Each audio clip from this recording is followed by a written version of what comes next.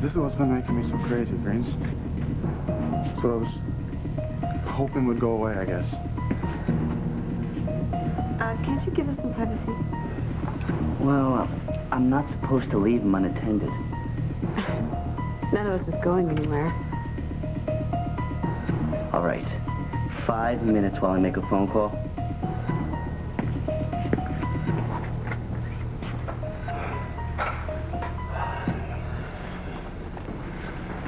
Can you believe this? I'm sorry that I was so... I shouldn't have been so hard on you. It's not you, honey. No, I wish you'd known that you could have come to me. I would have helped you. But you were right, Greenlee. You told me that I had to cut Vanessa out of my life, like David has. Well, I know that that's hard to hear. It's the truth. Oh, my God, I'm such an idiot. Even now, I'm racking my brain trying to give Vanessa the benefit of the doubt about this. It's crazy. She's your mother. And to face it, No, she is a murderess. And it's not like it's the first time either. Well, now you're going to have to let the law take over. I know. Leo, I know what you're thinking, but there's nothing you can do. Certainly not to get her out of this. But, Greenlee, if I'm not going to help her, No, you are not responsible for Vanessa. She's made you feel like that your whole life, but you can't get her out of this. It's not going to go away. I'm sorry. I wish I wouldn't even have got you into this mess. You don't deserve this. I want to share everything with you. You know that. But do you? Didn't I drive you back to Jake? No, forget that. You know, Jake would never pull you into something like this. Forget it, Leo.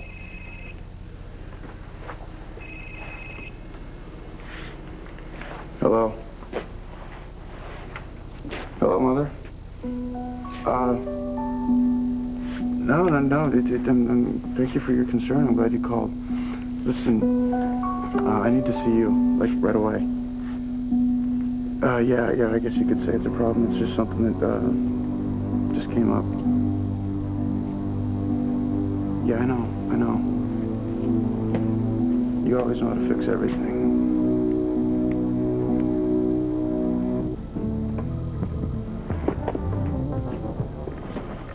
Leo, darling, what's the problem? What is she doing here? How can you even let this person near you after the way she betrayed you? We'll get to that later if we have time, I promise. We have a lot to discuss. And Leo, I'm very serious. If you're incapable of knowing what's good for you, I have no choice but to... Shut up. Shut up. You don't have to worry about me. You better start worrying about yourself. Leo. Did she admit it?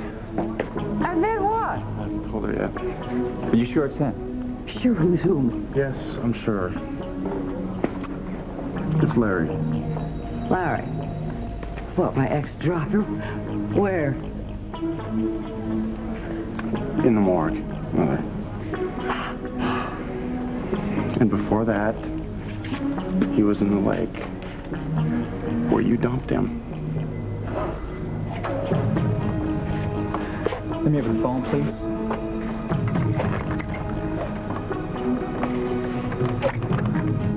Hello, this is Dr. David Hayward. May I speak with Lieutenant Fry, please? Oh, what's going on here, David? Well, why are you calling? Yes, I would like to report a murder.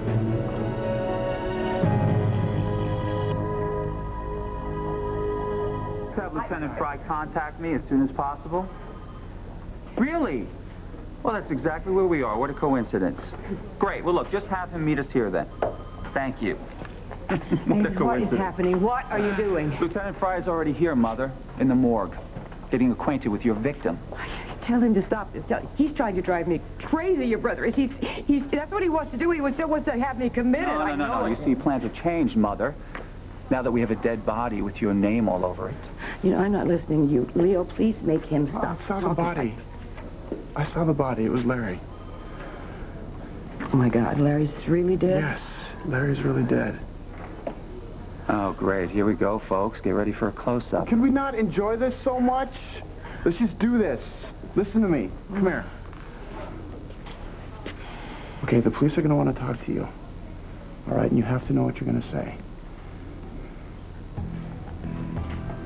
I suppose this is really happening. Yes, this is really happening. Then I think I should call Palmer because he has the very best lawyers. What am I saying? Palmer's not going to help me now, is he? Well, then, Leo, I don't know what to do. No. He's not going to help you. You can't use him to do whatever you want. You shut your face, you little tramp. Don't you dare come between me and my son. I will eat you alive. I think Lieutenant Fry, perfect timing. Yeah, I got your message, Dr. Hayward. You said you had information on the body found in Willow Lake? Yes, I do. As a matter of fact, my brother ID'd him. He was in the employ of my mother. Mrs. Cortland? Well, if what my son says is true, he was my chauffeur, yes, and I am absolutely devastated to hear what happened to him. Well, then maybe you can explain to the lieutenant why your trunk was also in Willow Lake. I don't see why that's relevant. And how a bracelet belonging to Larry happened to be in the trunk. Wait a minute, are you trying to tell me that this body was in your mother's trunk at some point? All I can tell you is that my mother had Leo and me carry that trunk out of the Valley Inn. And it was very heavy, wasn't it, Leo? Well, what's the story, Mrs. Cortland? What was in the trunk? Why was it so heavy? This is utter nonsense. Yes, Larry came to my new home. He took my trunk along with all of my jewelry, and he left. He was very, very much alive, I swear it. Mother, please, for once in your life, do the right thing. Don't you see you're only going to make it worse for yourself if you don't? Just do the right thing. Leo, I don't know what you want me to say. Listen to me, Lieutenant Fry will understand. Okay, it'll be over in a minute. Larry beat me up, didn't he? Mm-hmm. Pretty savagely. And he threatened you. You were frightened, and you were upset. You tell him that. All you wanted was for Larry to leave us alone. All right, that's the reason you killed him.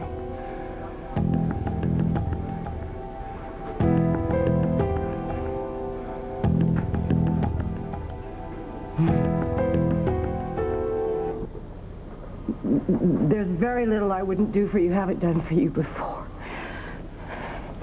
And yes, Lieutenant, there's nothing I wouldn't do for I would even kill for my two sons, no matter what happened to me. But in this case, I happen to be innocent. I did not kill Larry. Well, then there's nothing that I can do to help you. Well, Mrs. Cortland, if you had nothing to do with it, then can you tell me why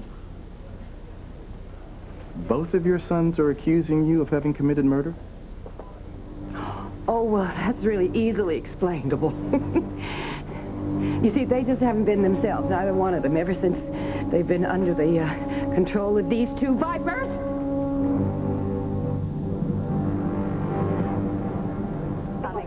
Quiet, please. Look, Mrs. Cortland, I'm not satisfied that you're telling me everything. This, dead body, your chauffeur, was he also your lover?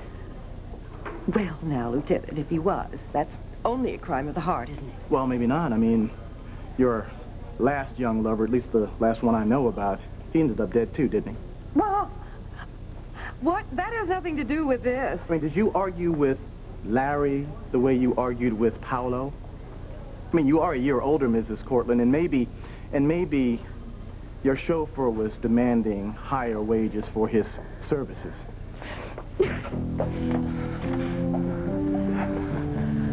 All right. How dare you? All right. We're taking you in for striking an officer. Oh, comfort, boys. Lieutenant, please forgive me. I'm sorry, I lost my head.